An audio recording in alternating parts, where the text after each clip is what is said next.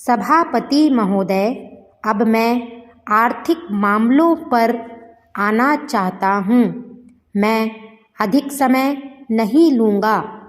इस बात को सभी स्वीकार करेंगे कि तीव्र गति से हमारी प्रगति हो, इसका प्रबंध किया जाना चाहिए।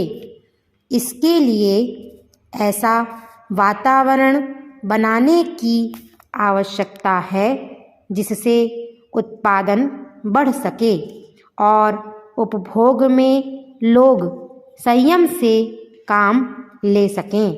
हर बजट को और हर कर प्रस्ताव को इसी कसौटी पर कसा जाएगा तो क्या उससे उत्पादन बढ़ता है? क्या वितरण में समानता आती है? और तीसरी बात यह कि क्या हम देश में ऐसा वातावरण बना सकते हैं कि लोग जितना कमाते हैं उतना खर्च ना करें, उसमें से बचाएं और राष्ट्र की समृद्धि में लगाएं। अगर इस कसौटी पर सरकार की आर्थिक नीतियां कसी जाएं तो मुझे लगता है कि उनमें पर्याप्त सुधार की गुंजाइश है। मैं वित्त मंत्री की कठिनाई को समझ सकता हूँ। विकास की आवश्यकता अधिक धन की मांग करती है। राज्य सरकारें अधिक टैक्स लगाने के लिए तैयार नहीं हैं। वे केंद्र से कर्जा लेकर अपना काम चलाना चाहती हैं। वहाँ कोई वित्तीय अनुशासन नहीं है।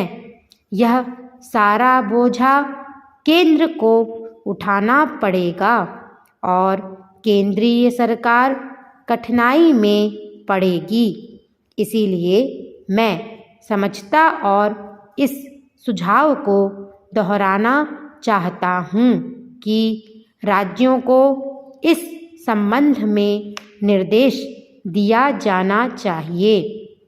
संविधान के अंतर्गत केंद्र इन राज्यों को भी निर्देश दे सकता है कि वह अपने साधनों के अंतर्गत अपने खर्च को चलाए।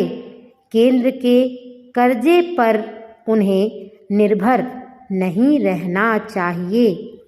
विशेष परिस्थितियों में कर्जा दिया जा सकता है, लेकिन कर्जा लेकर ही अपना काम चलाना यह उनका स्वभाव नहीं बनना चाहिए।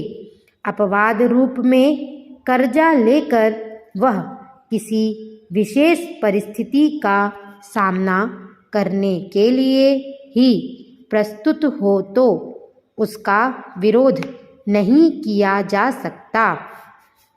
दूसरी बात यह है कि देश में सादगी और संपत्ति को उड़ाने के बजाय उसे उत्पादक कार्यों में लगाने का वातावरण बनना चाहिए।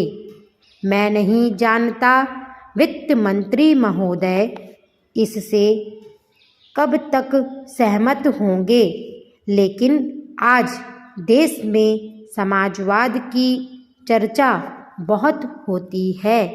लोगों का समाजवाद की ओर देखने का दृष्टिकोण विकृत हो गया है।